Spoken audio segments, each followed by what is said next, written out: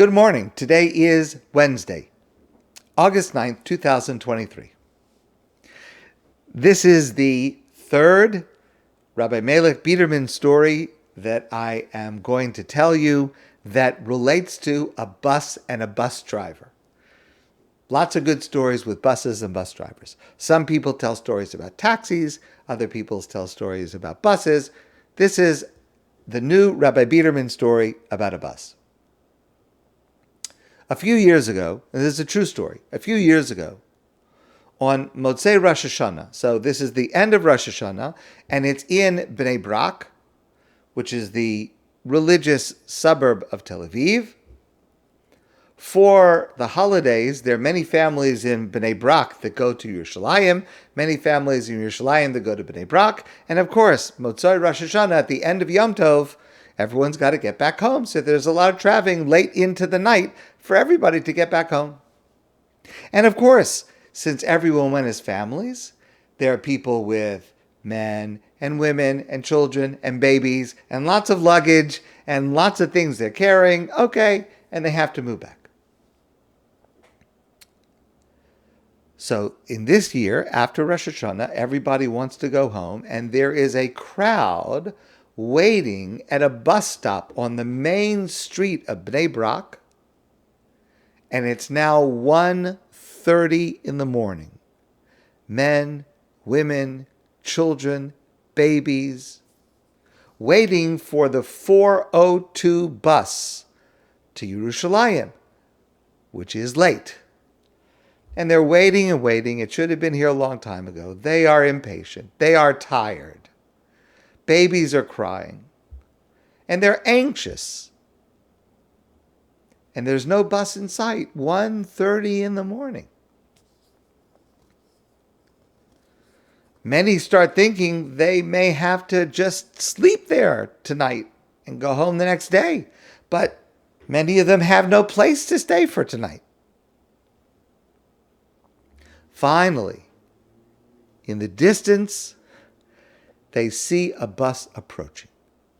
And a cry went up from the group, "We are saved. It's going to be okay. The bus is coming." But as the bus gets nearer, they see that their salvation is not at hand, because it is not the 4:02 going to Yerushalayim, it is the 3:18 going to Rehovot, opposite direction.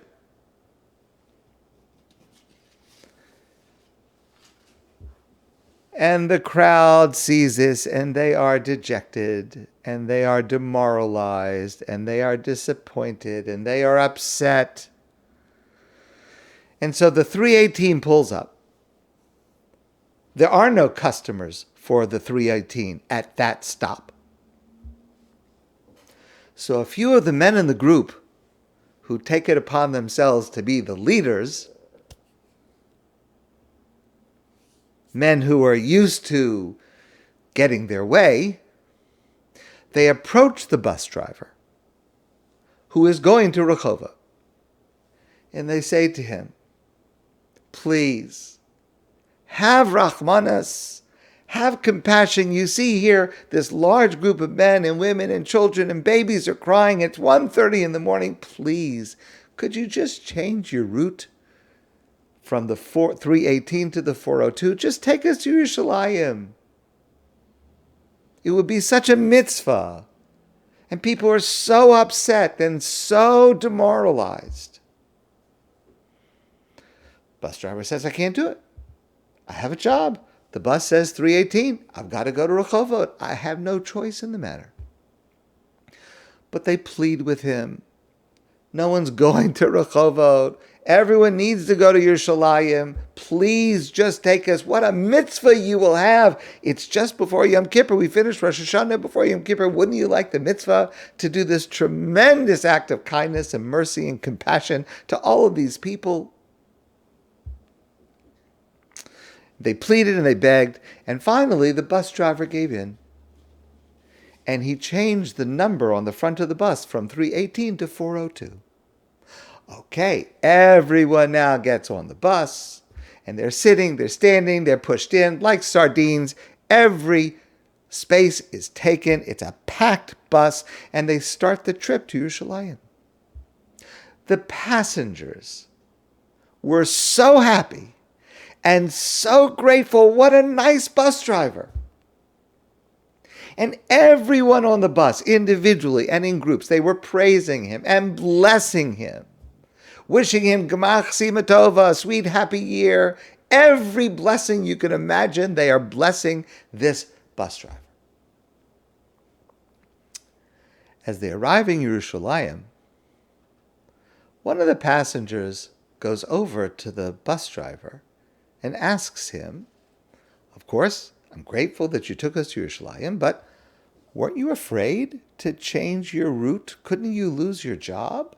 Because the buses are followed by GPS, and the central dispatch knows and sees where every bus is going. If a bus diverts from its route, the central command knows right away. Aren't you afraid that by changing your route on your own that you could maybe even lose your job? The bus driver bursts out laughing. And he said, let me tell you what happened. He says, I was sitting with the other drivers in the dispatch office in Bnei Brak. And we could all see, because there are security cameras on all the bus stops, we could see the commotion and the large crowd that was gathered at this stop in Bnei Brak. We know they all wanted to go to Yerushalayim, and we could see that they were upset, that they were angry, they were anxious, they were impatient, waiting for the bus to Yerushalayim, the 402. And every one of us in the office, we agreed we need to send a bus. We need to send a 402. But there was no driver that was willing to take that route, because every driver knows if the bus is late, doesn't matter whose fault it is. The bus driver could have had nothing to do with it. But if the bus is late and people have been waiting and they're tired and they're angry and they're impatient, when the passengers get on, they're going to take it out on the driver. Unfortunately, that's the way it is. And they will complain to him, and they will curse him, and they will be mean to him. It may not have been his fault. But everyone dumps on the bus driver when they're upset, because who else are you going to dump on? So no driver wanted to take that route because they knew how upset these people were going to be. But this bus driver said, I'll take the route. I know how to handle this situation. I'll take it. So he says, I took the bus and I set the number for 318 to go to Rehovot. And as I pulled up at the large crowd at the bus stop, people were let down. They were demoralized. They're waiting so long for a bus, and now this is the wrong bus. And they tried to get me to change from 318 to 402. Now, at first I had to refuse in order to make this look real. But in the end I gave in. And in quotation marks, I did this great favor for them, end quotation marks. Because I was always planning to drive the 402. It was the 402 all along. But by doing this, everyone was so happy and everyone was so grateful. And instead of cursing me, they were praising me and blessing me. And it was a great trip. The point is, the bus was always going to 402. It was always going to Yerushalayim. But knowing that people would complain, he substituted it to the 318. And then when he changed it back to the original plan of 402, everyone was very happy. And Rabbi Biderman says there are two lessons to learn from this. In life, the same thing happens, just like this bus. If the 402 had come directly, if what we actually want and need comes to us first directly, everyone would have been angry and complained. Why is it late? Why did it come this way? Why not that way? And people go through life like the 402 bus. Things are good. This is the bus we want. It is the 402. It's taking us to Yerushalayim. But so often we don't notice it because we found things to complain about. Because we're so busy complaining, it's a few minutes late, the bus is not as clean as it should be, whatever you want to complain about.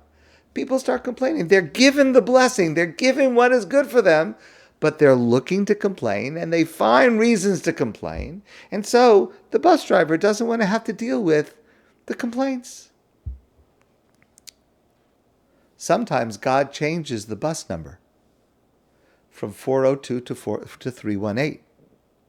As if there is a problem, as if there is a hardship for which a person will then have to plead and to pray and to ask for mercy and compassion.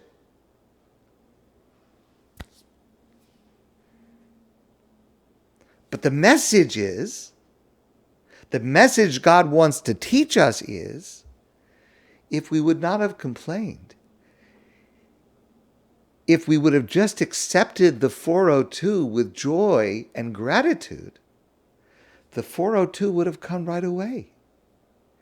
It's only because the driver of the 402 knew what he was going to be met with. If he could have relied that people would be grateful, the bus has come. Okay, it was late, but the bus has come.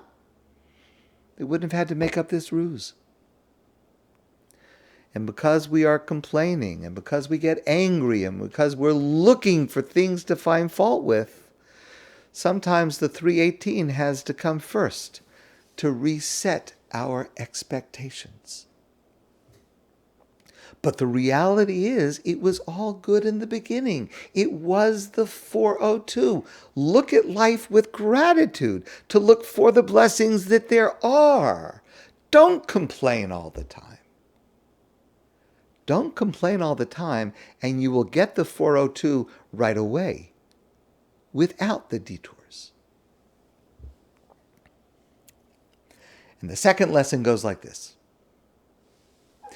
Back to the bus stop in Bnei Brak, when this group of men who took charge, and they're going to negotiate with the bus driver, and they tried to get the bus driver to change his mind from the 318 to the 402. And finally, after resisting, the bus driver gives in and says, changing it to 402, we're going to Yerushalayim. At that moment, those men were so proud of themselves. Look what we accomplished. Look what our effort paid off. Look at what our leadership and our strength was able to accomplish. We did it. We saved all the people. But in reality, it was a 402 bus all the time. And the message is, God runs the world. Of course, we have to do our part. We have to try. We have to put in the effort. But in the end, it's God running the world. Your intervention may be the vehicle through which the change takes place. But God runs the world. And we must never forget that. My friends, I wish you a great day, and I look forward to seeing you soon in person.